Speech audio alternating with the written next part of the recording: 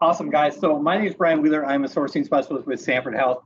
I've been doing this at Sanford for just over 2 years now. Before this, I was a recruiter in a completely different industry. So have a lot of background working with resumes, interview skills, things like this. We're just here to really talk to you and really help you as you move up, advancing your career and getting that job, and really ways to make yourself stand out. I've got a few other people from my team here that I'm going to introduce, and then we'll get started with going through this. So I'll turn it over to Will next, and he can introduce himself.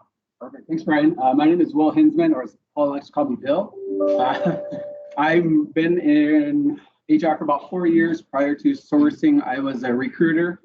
So I helped with a lot of interviews and resumes. So if you have any questions, like I said, please ask.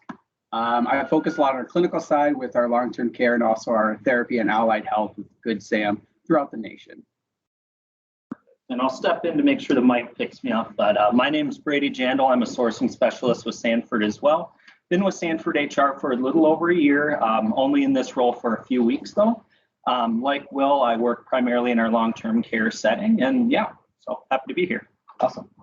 And we actually have Ryan joining us too, who's a new hire with our department too, so she can introduce herself real quick. Hi, I'm Ryan Fleckenton, and I've been with Sanford only for a few weeks, but prior to this, I was trained financial advisor. So we're going to get started. Basically, what we're going to go through right now is basically a resume and interviewing workshop to kind of take you through everything that you need to know as you go through the process. We'll start with resumes and we'll go into the interviewing. So basically, we're going to go through.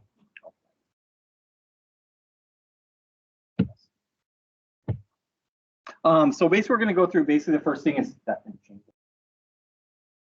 Awesome. We're having some technical issues at the moment.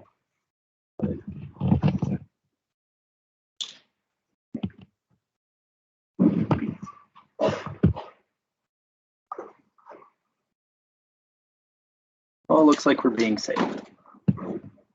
We're not getting. We're not getting Technical issues.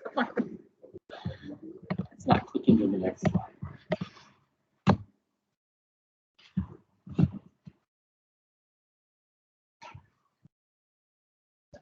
It's my favorite day.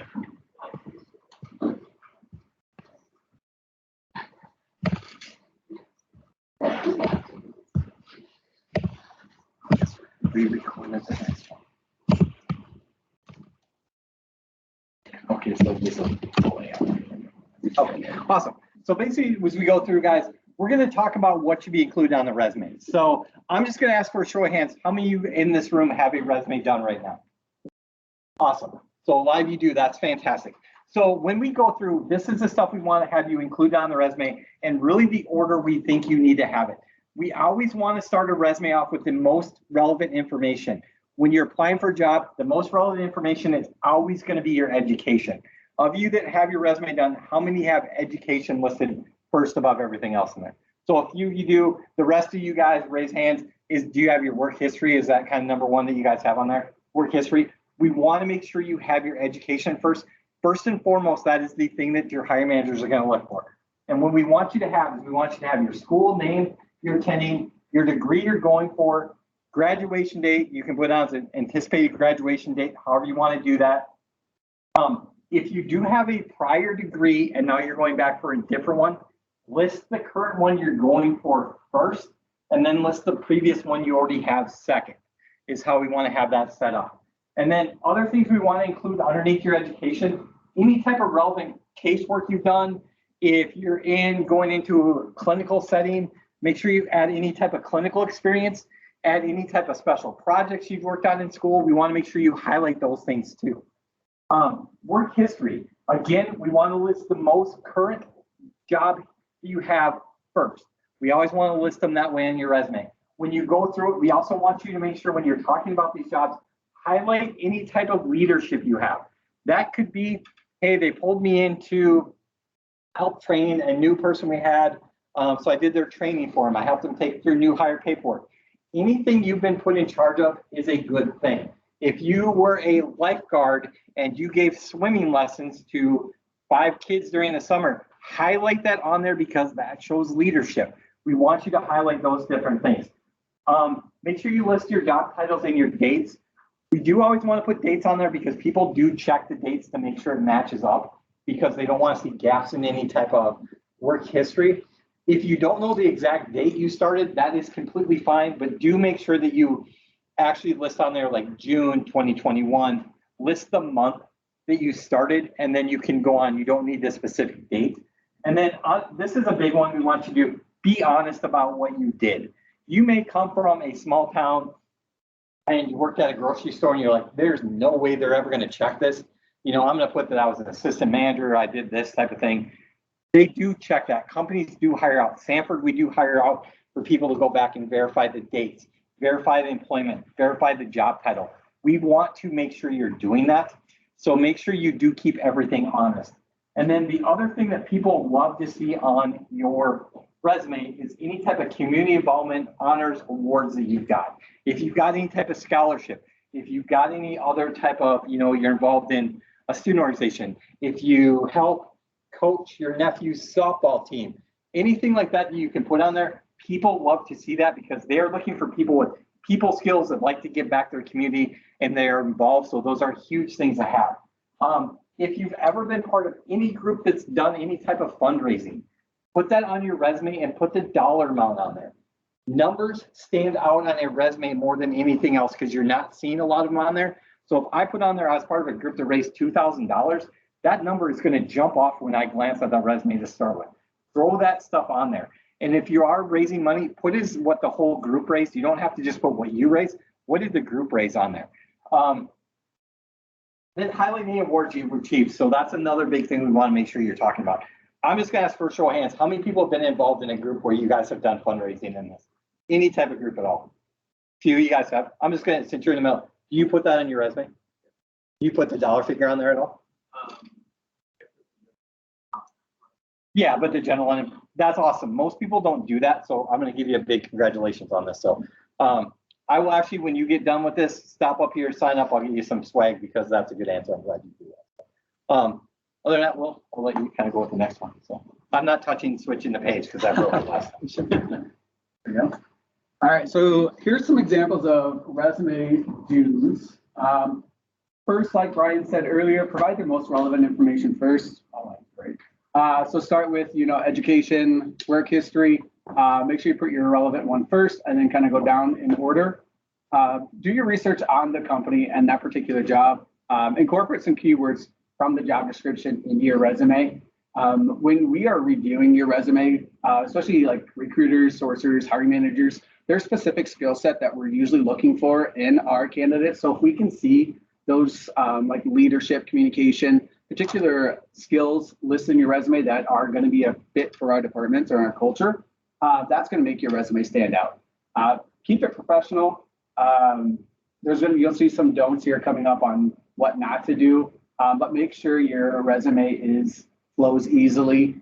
We'll kind of go a little bit more in depth. You'll see some examples of what I'm talking about here shortly. Bryan mentioned this earlier, be honest. Everything is fact checked. They do background or verification of employment. They'll check your licensure. If you have a licensure, they'll check your education as well. So be honest. Proofread. I can't stress that enough. Utilize your resources. If it's here at Southeast, use your career services, use your professors, use your friends. Have somebody take a look at it. Bryan, myself, Ryan, Brady, we'll all do workshops. We'll all look at your resumes. If you want to send them to us, even if you're not applying for a position at Sanford, our main objective is to make sure you're set up for your whatever job you're looking to apply for. So if you want to send it to us, take a look at it.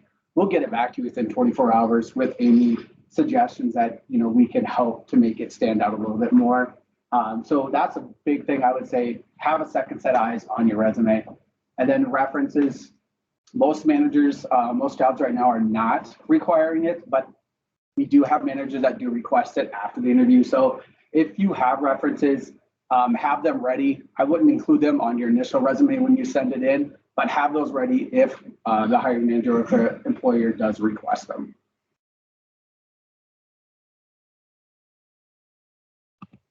As you kind of said here, I'll jump in and talk about some resume don'ts. So one thing that we recommend is trying to avoid using templates. Oftentimes, you know, if it's a very common one, we may see it multiple times on the same position or even in, you know, anything like that. And sometimes you know, taking a little extra time to do it yourself can help set you apart, or, you know, making sure that it matches what kind of field you're going into. So not using a template that, you know, may be more clinical when you're going into a, you know, business setting, just making sure it makes sense for what you're doing. And with that too, a huge recommendation I have is any documents you're sending in, whether it's a cover letter, resume, anything like that, send it as a PDF. Oftentimes applicant tracking systems that larger corporations use can mess up the formatting on those Word documents. It's extremely important to have it as a PDF so nothing gets changed from how you had it. That's a huge recommendation that I have, whether you're making your own or using a template. And then with that too, kind of bouncing off what was listed earlier, only the essentials. There's a lot of information that'll come up either later in interviews or you can include in a cover letter that isn't necessarily the best thing to put on a resume. A resume really is that first thing that a hiring manager or recruiter is going to see. You want it to be as punctual and as straight to the point as possible while still providing enough so they know that you fit the qualifications of what they're looking for in the role in general. And then with that too, kind of touching back on everything, it's important not to lie. Obviously, you're going to want to make yourself look as positive as possible, but using non-factual information is a great way to get yourself burned. Never do that. Make sure that it checks out what you put on that resume. And finally, for a variety of reasons, you don't want to include any personal information. So the biggest reason we talk about, there's a lot of places that have to hire, and maybe I'll pass to Bryan to explain this a little better, but Yeah. you know, kind of with like a diversity and everything like that, if you want to touch on Yeah, so right now, guys, diversity hiring is a really big thing that a lot of companies have. So they cannot know what you look like or your race or your sex or anything like that based on a picture on a resume. So if you list any of that on your resume, if you don't necessarily have a picture, but you list out, you know, you're female, anything like this, your age, that resume has to be thrown out. So you are automatic, you might be the best candidate for it. They get that resume, they automatically have to just put you in the can't accept. You're going to get an email that comes back that says, hey, we've decided we're going with other candidates on this. It's based on that information on there. I'm just curious, does anybody in this room have a picture on their resume right now? Nobody does. That's good because most people right now, that is kind of the hot templates you see out there is putting a picture on the resume. People want to stand out. They throw their picture on there. If you were to send us a resume at Sanford with a resume with your picture, we can't use it. You're going to get passed up on. Again, you might be the best candidate. We can't use that. So we want to make sure that you do not include anything on that because it could be a way that you could miss out on a really good job. We just did a resume presentation at a different school where we had a gentleman talk about how he was applying for the internship and he got denied on it and he thought he was perfect for it. After we did this presentation, he came up and said, he's like, yeah, I got to be honest, I had a picture on my resume. And it's like, that's why you didn't get it because they just automatically had to throw you off. So just stay away from those type of things on that. And then I'm gonna also touch really quick.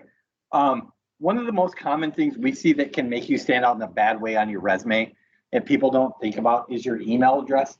Make sure you have a professional email on there, whether it's a school email, maybe you just create one to apply for a job. I work in nursing on clinical side for Sanford's hospital. I just recently dealt with a nurse who was applying for a job and didn't think anything of it. She updated her resume, but at the same time, she was actually doing a Halloween party. So on her resume, it came in with an email address that said Devil Lady 666 at whatever it was after the fact. The hiring manager came back to me and said, why would I ever hire somebody for a nurse position with this email address? So it was going back to her and I made a conversation. I called her and was like, hey, we got to update your resume. And then she was super embarrassed. She's like, I can't believe I did that. I'm so used to putting it on my emails I'm sending out that I didn't even think about that. So pay attention to your email address when you send it out because a lot of people create an email address when they're 14, 15, and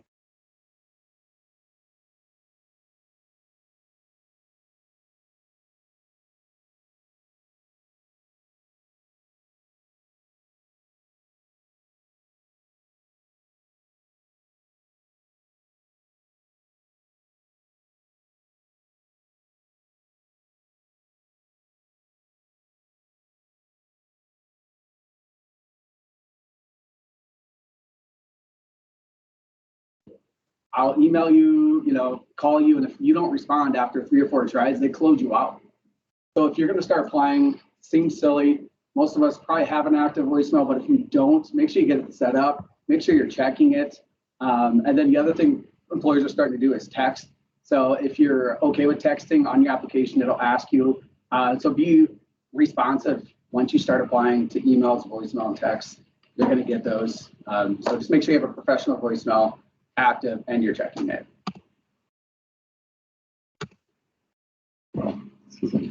It's going on the back. Oh, okay, awesome. So we missed one then. Yeah. There you go. Let's go back. So this is going to be an example of a resume that we put together. So I'm just going to ask anybody if you guys can read this really quick. This is an example resume. So based on what we told you, and you might not be able to read it really good, who sees anything that stands out on this particular resume that they would want to change? And it may be hard to read. We didn't know how big a class we were going to be in or anything like this. So if you can't read it, I'll just kind of go through it with you. So a couple things on this resume that stand out are going to be don'ts on this particular resume. First one, they've got their education at the bottom, and we always want that education to be at the top. Like we talked about, is the most relevant information. We want to have that. So that is a big thing we want to change. Number two, what we want to do is we want everything on a resume to look uniform. This does not. We've got bold at the top, we've got bold at the bottom. In the middle, we don't. So we want to make sure that that's all uniform too, so it looks really good. Other point we want to touch on is, so they've got bullet points here, they don't have it here. Again, make your resume stand out, make it look the same. So when people look at it, that stuff doesn't, like I said, this is not a very pleasant resume to look at. If I saw this, I'd be like, yeah, this person doesn't necessarily have it all going on. Let's make sure that we fix this. This is a big thing that Will and myself do a lot of. If you have a resume after we're done, send it to us. Give us 24 hours. We can get it back to you and tell you, these are the things we want you to change. This looks great. Let's highlight this a little bit more. We can offer you guys a lot of really good help on that. So here's an example of a nice updated resume. You can see how it flows nicely. At the top, you have profile education. You see updated right at the top there. Nice bullet points. You can kind of read through all of that very easily. Then it goes right into their clinical and related experience. So, I'm assuming this is probably a nurse. So if I was a hiring manager, I can read that very clearly. Well, they did their clinicals over in the ED department in Sioux Falls. And then you can see kind of some of their other experience. And this kind of flows nicely. And then at the bottom here, you see the campus involvement activities. So I can see all the stuff that they've been involved with. They're very active, in school, a lot of outside of clinical and nursing activities, which is fantastic. Leadership, honor society, that tells me a lot about them. Women's basketball, once again, sports, probably going to be a great leader, going to have great communication skills. A lot of this is going to just set herself or him apart from other candidates, like the vice president, Environment Association. Like, they have so much on here that's just going to set themselves apart. If this is exactly kind of stuff that we want to see, just how it flows well from the top to the bottom. And then at the top, I think it got cut off, or it's not on here, but at the top you'd see, I got taken out, but at the top you'd see a clear of their community, what am I trying to say here? Their name, there it is. Yep. Contact info. Yep. Yeah. Contact info is what I'm trying to spit out here. So it would have like their name, that's going to have their email, phone number, LinkedIn if they have it. Different ways to communicate with them. Most of them are going to have their college email on there, which is what we recommend. If you have it, if not a professional personal email, works just fine. But yeah, that's just a perfect example of kind of what we're looking for. Easy to read resume from top to bottom.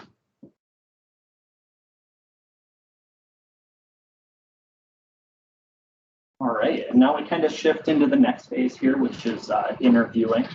So kind of just run through from the top some of our tips and tricks, what we've seen, and kind of set you up for success here. So the first thing we're going to want to do is we're going to want to outline kind of the preparation that we recommend to take before going into the interviewing process, as well as the actual steps within the interview.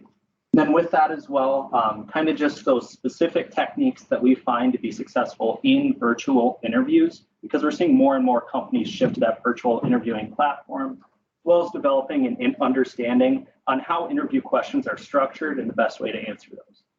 So forward here. So what we usually see an interview is it's a time for you to elaborate on your experiences and qualifications that you've listed out on that resume. So as Will was kind of going through there, I see as a hiring manager that you were vice president of blank club. This is your time to bring up a relevant experience you had in that leadership role. It also lets you explain why you would be a good asset to that company, both in your experiences, whether it's a very specific and specialized role, or just in the culture and your personality, what you bring to the company. Why would I want you to be a part of my team? And then additionally, it lets you show that interest in the company. Obviously, a resume doesn't necessarily do that. A cover letter may, but what it does is it lets you look in the face, or if it's a phone interview, over the phone, whoever you're talking to, whether it's a recruiter or the hiring manager, you can be like, I want this position and this is why. This is why I'm a great fit for the role.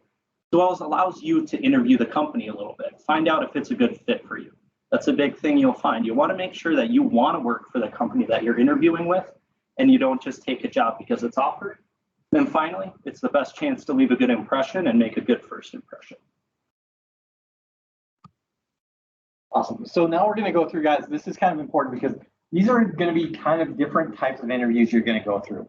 So we'll kind of touch on each one of these. So generally when you apply for the job, the first thing you're going to have happen is you're going to get a screening call. So they're going to give you a call. It's basically a screen interview. They're going to go through and talk about the basics of the job, the hours of the job, the pay of the job, basically what you're going to be doing to really see if you still have that genuine interest in that position.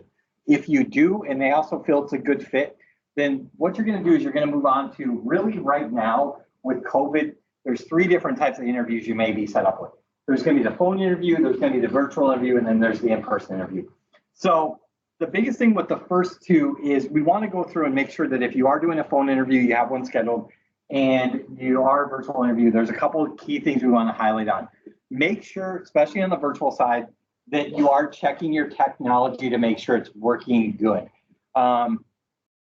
We do mock interviews all the time, and we have it. Obviously, you can see we've had technology issues in here doing this presentation. Make sure the microphone works. Make sure your camera works. Make sure everything's good. Make sure you have no distractions in the background. You don't have kids running through. You don't have a dog running through. I did an interview with a gentleman earlier this year who had a parrot on his shoulder the whole time, which was super distracting to me. Didn't seem to be to him, but it was kind of interesting. Make sure you're checking those type of things. Obviously, in-person interviews, we want to make sure if you're doing an in-person interview that you know that basically the interview starts the moment you get in the parking lot, is what we want to go through with that. And then the last thing is generally if that interview goes really well on any one of these other ones, there's going to be a follow-up call. Generally, that follow-up call is still going to be to fill you out a little bit, but then they're also probably going to make you the job offer at that time. So that's generally kind of the process you're going to go through is the initial screen, some sort of interview, whether it's in person, virtually, or on the phone, and then you're going to get the follow-up call after that is going to be the process you're going to go through.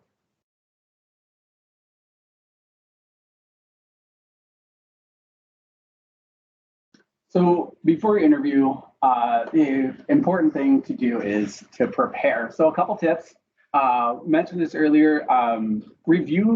Research a company, reread the job posting.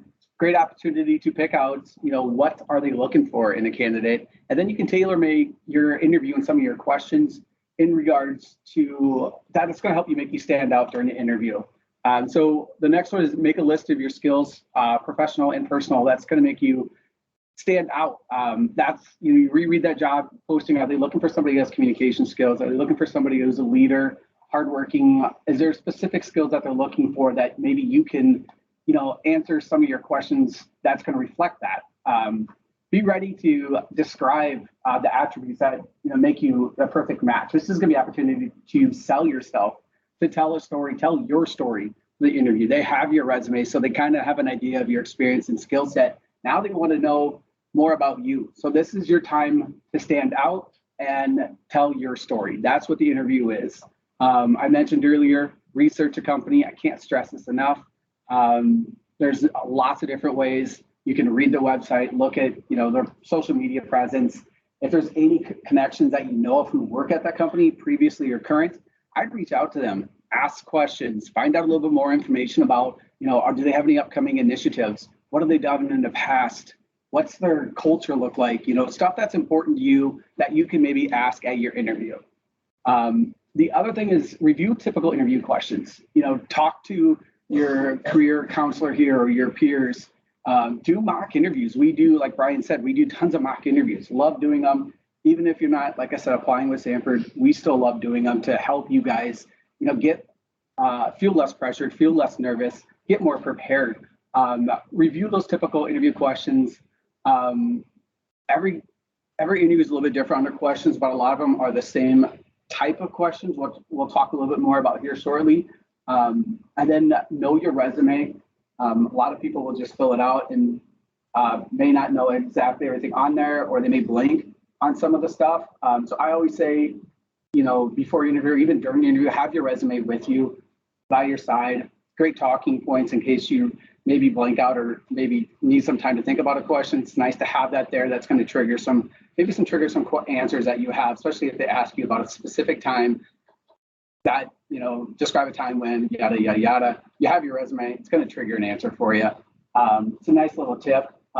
Come up with some questions to ask at the end of the interview.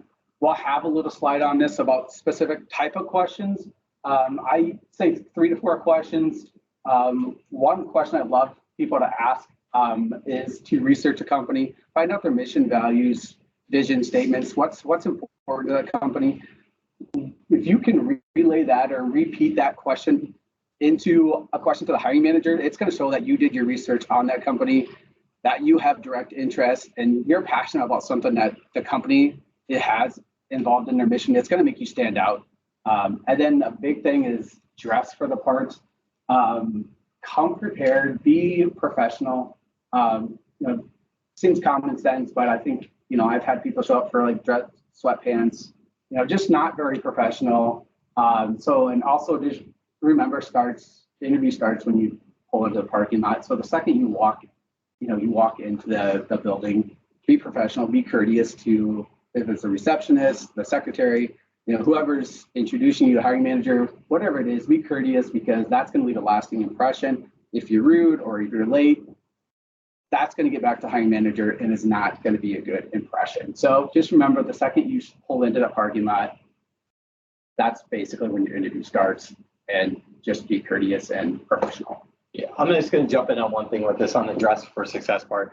Dress for the job you want. So I will go back and talk about, even if you're doing a virtual interview and you might not think about it, make sure you are fully dressed for that interview. So when I say that, make sure that you're dressing with, if you're wearing a nice shirt, you know, make sure you're wearing nice pants or anything like that on the bottom too. You may not think about that because you're like, hey, they're only going to see me from the waist up, anything like that. So you just kind of put that, you know, I'm gonna wear shorts, I'm gonna wear sweatpants or anything like this. I'm gonna give you guys a real story that happened to me. Is that before I started at Sanford, I was a recruiter in the accounting industry. I actually worked for really high-end accounting firms kind of all over the country. Had a gentleman interviewing for a job that was going to be a fast track to a partnership. This job would have paid him to start with roughly about $500,000 a year, and he was going to be a partner, which would put him in higher than that within the first 6 months.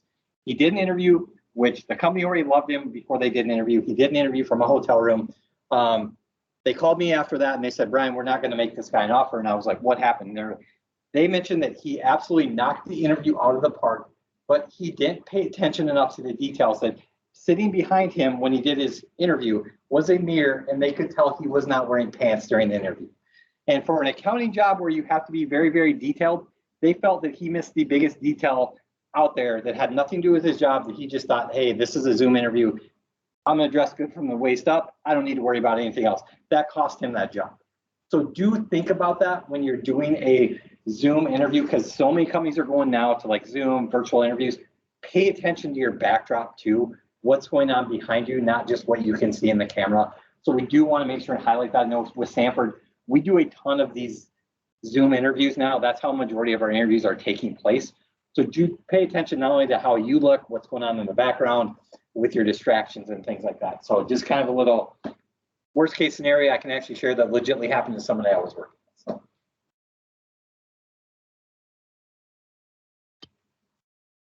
All right. And a big thing, like we've kind of been saying the whole time, is use your experiences to tell a story.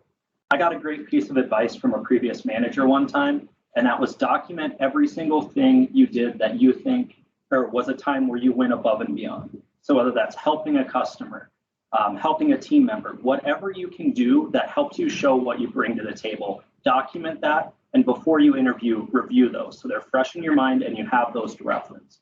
So whether it's, volunteering experiences, whether you've done something within your community or a student group, internships you've done in the past, research you've done if you're in a field that has a lot more research, that's a huge thing to drive to in an interview. And it shows hiring managers that you have experiences as well as how to go above and beyond. Because in the end of the day, that's what people want. With that too, obviously, you kind of see everything, but it's any experience, whether it's through a job you've done, through an internship, through an organization, whatever experience you have, use it as a tool to show what you are capable of.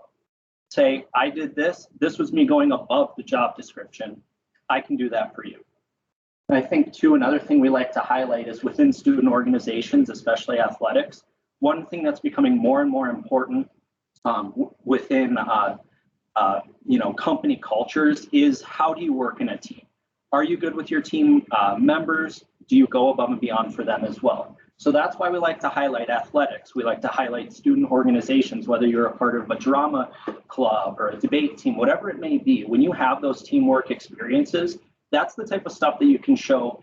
I can bring this to the table. I can make your team stronger. I can make your company stronger.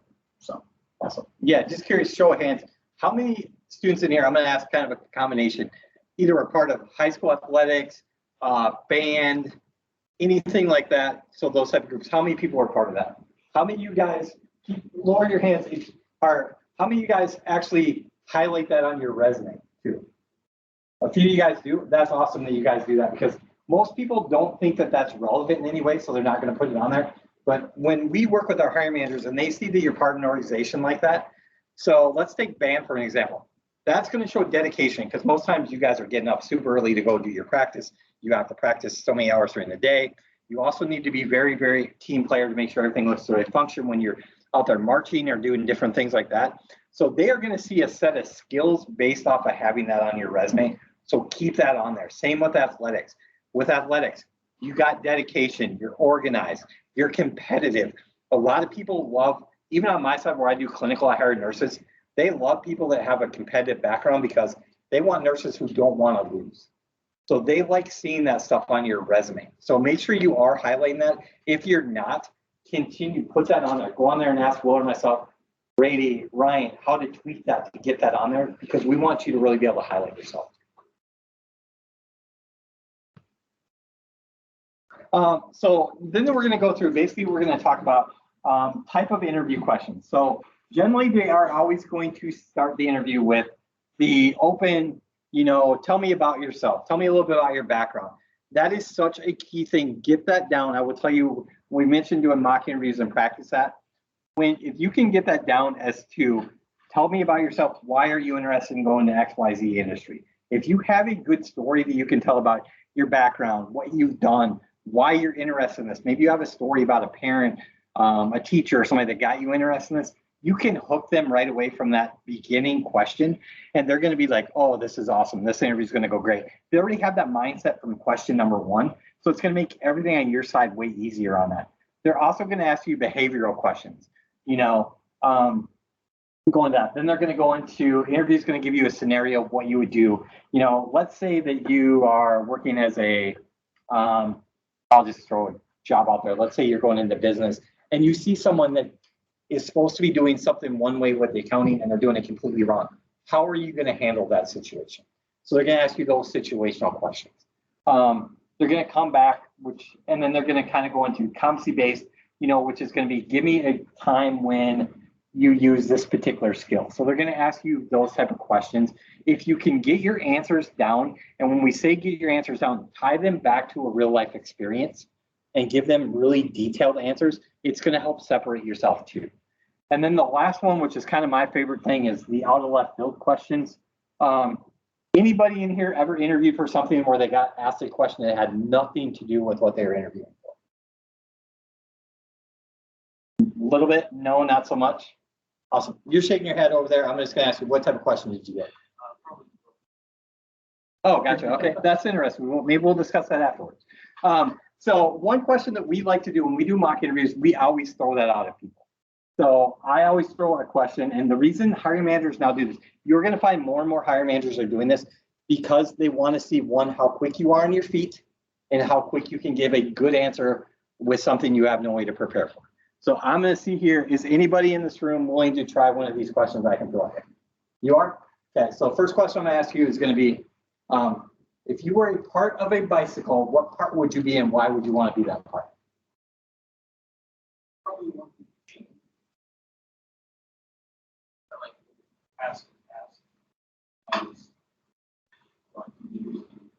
Scenarios like we switch from one gear to another. It's not just one thing I'm good at. It's a really good answer. And I mean, honestly, to come up with that right away, that's a really good answer. Anybody else want to try one too? If you were a drink, what drink would you be and why would you be that drink?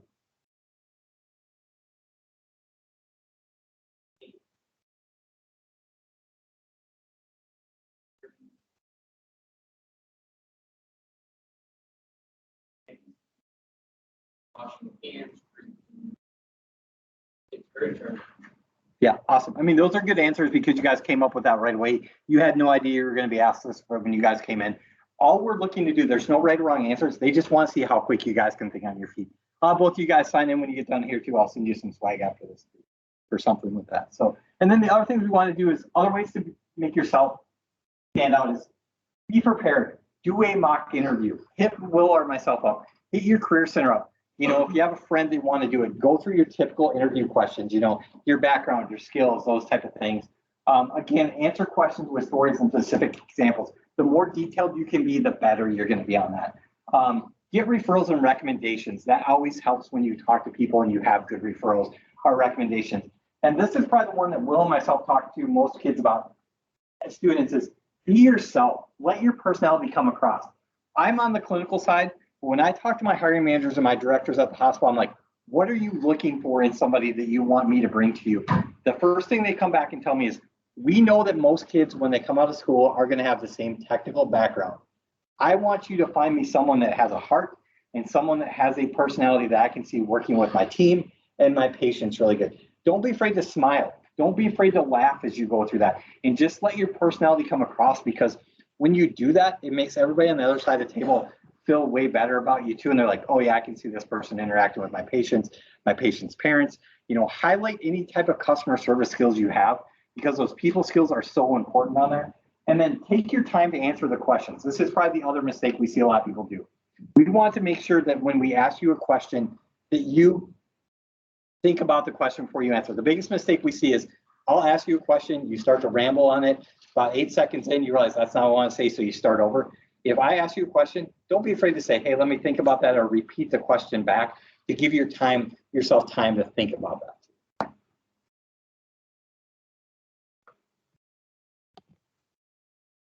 So here's some great questions to ask during the interview. When we do mock interviews, we get asked a lot, what's a good question to ask the hiring manager? So I won't go through them all. You guys can read through them, but it's a couple of good ones in regards to like duties and requirements.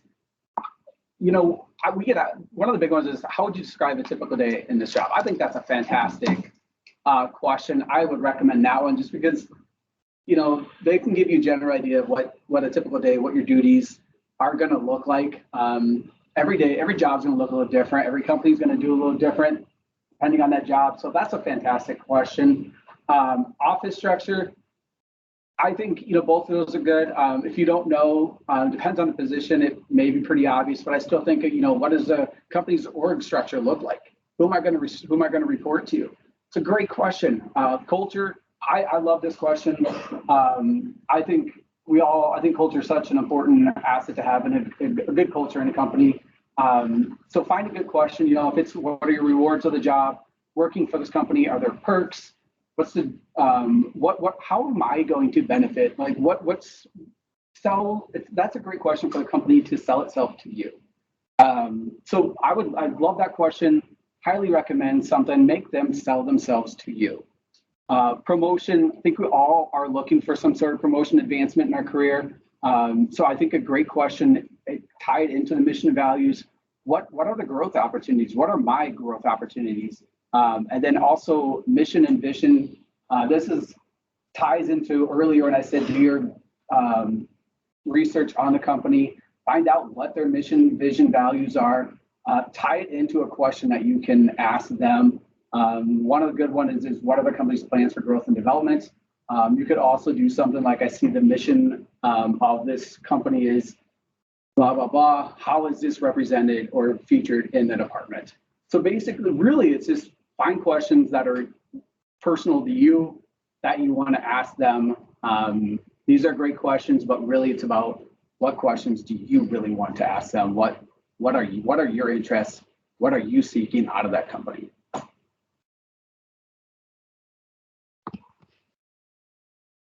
So yeah, just to quickly reiterate, just because I find that part of the interviewing process so important, usually it's about the last thing that occurs between you and who you're interviewing with. I think it's a great way to leave a lasting impression. So whether you ask questions that show you're looking for professional development, looking to succeed in the role, or if you're even just asking questions that show that your personality, I think it's a huge way to leave that lasting impression. Kind of rolling into that too, we have some tips for after the interview. So oftentimes the hiring manager or recruiter that you're interviewing with will give you their contact information. We think that is a huge thing just to be able to maintain that contact, because we think it is great and it sets you apart if you do follow up with a personal thank you letter. So if that's directly to the hiring manager, directly to the recruiter, that's just another way that sets you apart, shows that you are genuinely interested in the position and care about it. Another thing you can do when you send that thank you letter is just throw a little note reminding them, hey, I have X experience that I think sets me apart from the other candidates you'll see. Or even just include a few takeaways from the interview, whether you had a moment that made both you and the interviewer laugh, or maybe you had a personal connection. Tie back to that. It makes it show that you're genuine, you're living in that moment, and that's what hiring managers want to see. And then as far as it goes too, I think an interview is a great way to introspect and think about where you're at professionally, because interviewing is a skill in and of itself outside of the roles you perform in the job. So a great way to kind of, get those introspection moments is to write down key points from the interview. So we recommend as soon as you can sit down once you're out of that interview and think about it. Maybe 3 points that you thought you did great, you could improve on. So then next time you go through that interview process, you can do it again, or you can do it better than you did previously. And with that too, another thing to note, and every company is different with this, being patient is, patience is a virtue, as cliche as it is, but sometimes it can take upwards of a week for a hiring manager to get back to you. And obviously that's very much dependent on industry, on company, but it's important to give them time to get back to you.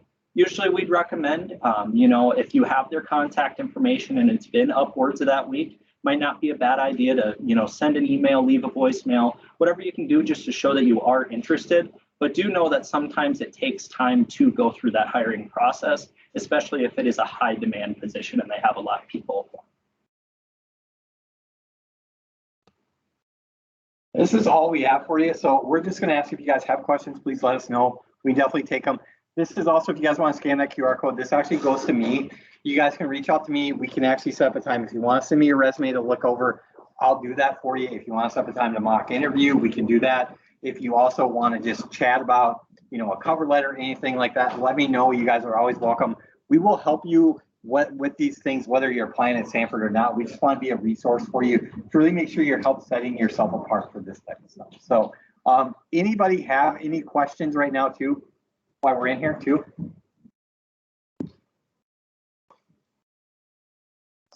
Yeah. Looks like you did accounting before this. I did. Have you noticed that depending on the industry, I know some things that you were saying on how to write the resume, Yep. education first.